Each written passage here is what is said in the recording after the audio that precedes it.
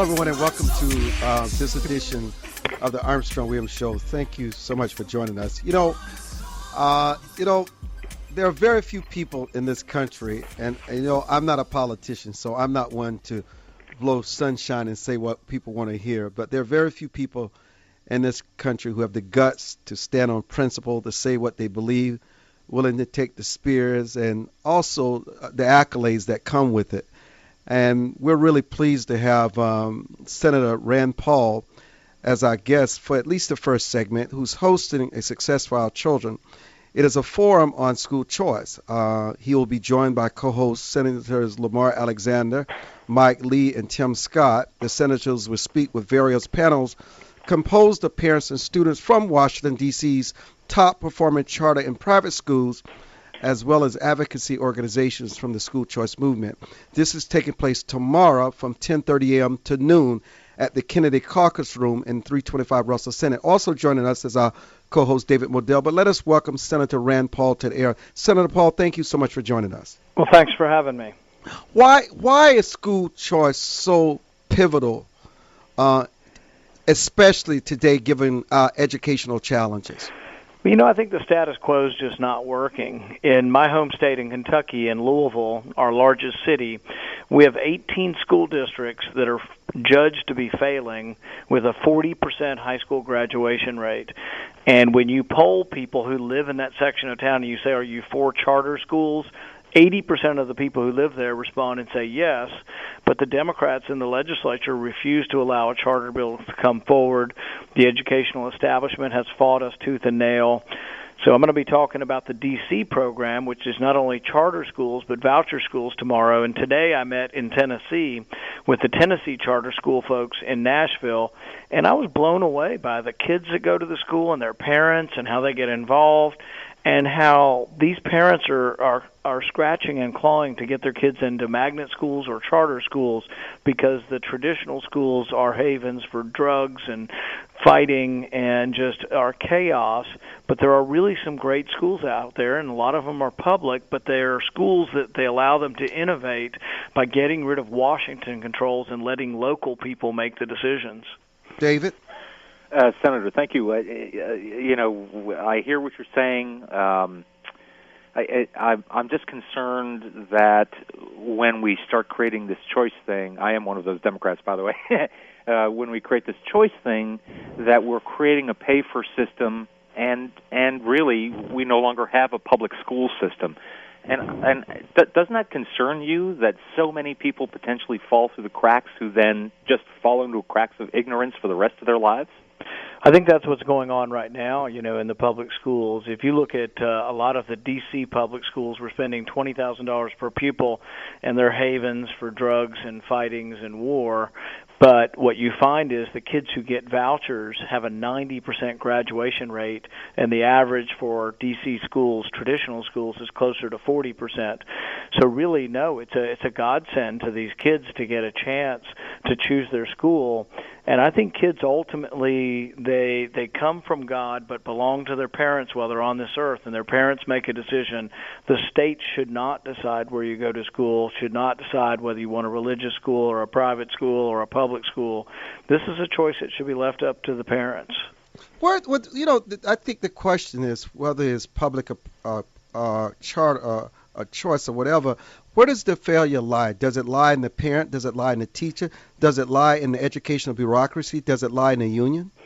I think yes, all of the above. My kids go to a public high school in Bowling Green, Kentucky. It's a school that has people of all different races, and the interesting thing, it's actually the reverse of what happened in the 60s and 70s. Many white people moved to the suburbs, and the schools became increasingly minority. In our county, the suburbs are more white than the inner city. Our kids drive from the county into the inner city school because it has such a good reputation. But it has a wide variety of people from diverse backgrounds, and it's the same school and the same teachers for all these kids, and some of the kids exceed beyond your wildest dreams. AP courses, 20 or 30 AP courses, people getting 6 to 10 to 15 college credits in their senior year. but some kids still failing miserably, which makes you think that it's not the teacher so much, it's not the school so much, that really it is parental involvement. And that's what they said today. I was at a charter school in Nashville, and the parents, both of the parents said that were there, they said they had to come in person and sign a contract with the teacher and with the school saying that they would be responsible for their child doing their homework, that they would come into periodic meetings and participate in their child's progress in school. And I think that makes all the difference in the world. You know, Senator, my family, the Modell family, we live in Baltimore, Maryland. We helped to fund the beginning of the Seed School, which, of course, the Seed School of Washington is part of the group that you are referring to. And clearly, those kids and families who really, really want to go to those schools and their parents really want them to go, yeah, that motivation certainly is going to help that graduation rate and those kids to matriculate. But again, I get back to this then huge swath of our population who becomes underserved. Isn't it our job to figure out how to serve them? Well, it is our job to figure out how to serve them, but maybe if 1,000 kids want to get in a charter school and you only have 500 spots, maybe you need to take one of your other traditional schools and make it into a charter school. You know, why not make all the public schools charter schools? What is a charter school? It is a public school, but make public schools where Washington, you know, the national government's not telling the local government or the local superintendent how they have to spend their money, how they have to run their school. The other thing I would do is if you are going to have federal involvement, I have come together with Senator Alexander to say the money ought to be attached to the kid, not the school. So the kid ought to have the $1,300 if they come from a family that's in poverty. They get the $1,300 from Title I, and they take it wherever they choose to go. And so schools would compete to try to get children to choose their schools and parents to choose their schools. And some libertarians would say that we should just end public schools as we know them, still tax people, and give them back their money, kind of an odd concept, in these vouchers, and let kids choose entirely where they go to school. Yeah, I don't really know anybody that's talking about ending public schools, so that wouldn't be me. Let me just remind our guests that we're joined today by Senator Rand Paul from Kentucky. This is Armstrong Williams. Senator Paul, why don't you give our audience a preview of what we should expect tomorrow with your very distinguished co-host of this event, this Forum on School Choice. Talk about that, please. Well, there's going to be 3 different panels. One panel will be some of the people associated with the policy aspect of charter schools, school voucher program, private school scholarships. The second panel will be parents of kids who have gone to some of these schools, either charter schools, voucher schools, private schools, or private school scholarships. And then the last panel will be the kids. And I think the most important part of this is the kids and the parents. And that was what was most moving to me today when I was in Nashville looking at their charter schools. One of the most moving, really, documentaries of all of this going on is Waiting for Superman. And you can't, it's hard to keep a dry eye and watch that movie, but to also just be sad about the kids who don't get in. There's a lottery to get in some of these magnet schools and these charter schools, these schools where your kid has a chance to really not only achieve, but become a leader in the next generation. And anybody who'd want to deny that, I just can't imagine anybody who can argue against the policy of getting the schools better. The people who do, I think, are just apologists for the establishment. They want the status quo because they want to protect what we have, and what we have isn't working for a lot of kids. And really, Democrats have been the ones keeping the status quo and preventing a whole generation of kids from the inner city, from poor environments, from really achieving. Why don't you share with our audience what these kids were before the charter schools, their education, their lack of self-esteem, the kind of environments that they found themselves in, and what happened after they became part of the fabric of these schools? Many of these schools get to these charter schools around 5th or 6th grade, and some of them are reading on a first grade level, and within a few years are catching up to their grade level. I mean, there are stories after stories of kids coming in who are functionally illiterate and then getting back to their grade level within a couple of years. There are kids that have gone on to become lawyers and engineers and doctors from these schools, artists and ballerinas, and I mean, you name it, the success has happened to them.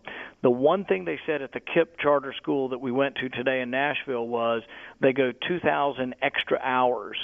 And there's a book by Malcolm Gladwell called Outliers, and in it he says he's looked at all the educational data and he thinks the only thing proven to work is more time in school. And in fact, if you look at the poverty gap gets better when you're in school if you test people in September and in May, and it widens in the summer. And you can statistically look at this in large sample surveys and find out that, guess what? Most of the poverty gap comes from not being in school, not from being in school. It narrows when you go to school. So really we just need shorter summers, more time in school, longer school days. At this Kipp school from 5th to 8th grade, you go, I think 7:30 to 5, and you go for 4 hours every other Saturday. So they put in some time, but in the end, you would have been amazed at this young woman. She was more articulate than half the Senate, and the media fell in love with her immediately, talking to this little girl who's going to Boston University next year. And I wish she was going to be tomorrow. I hope the kids are the same type of example tomorrow in our hearing, but really just something. And she came from a disadvantaged background, but her parents really cared about her and got her into a good school. You know, we can't thank you enough for joining us. Is there any way possible that our audience can listen to this tomorrow online? Can they get copies of it? Can they participate? Yeah, I think there may be some openings if people want to come, if they're in the D.C. area, in the Kennedy Caucus Room tomorrow at 10:30. It also, I think, is going to be streamed live by Citizens United, and I'm not sure what the website is, but if people Google that, they can probably find it. Well, thank you so much, Senator Rand Paul, and thank you for spearheading this, and we hope to have you back with us in the future. Thanks, Armstrong. David and I will take a little mini break and come back. But when we come back, we want to talk about school choice and school options and what parents and students and teachers and principals and just everyday people, what are your thoughts on school voucher, the school choice movement? Obviously, there are some kids who found themselves in this program and they thrive. And David is right. It's not a panacea for everybody. A lot of kids are left behind, but it does work for many of the kids who are able to win that lottery. I'm Armstrong Williams, David Modell. Don't go away. We'll be back.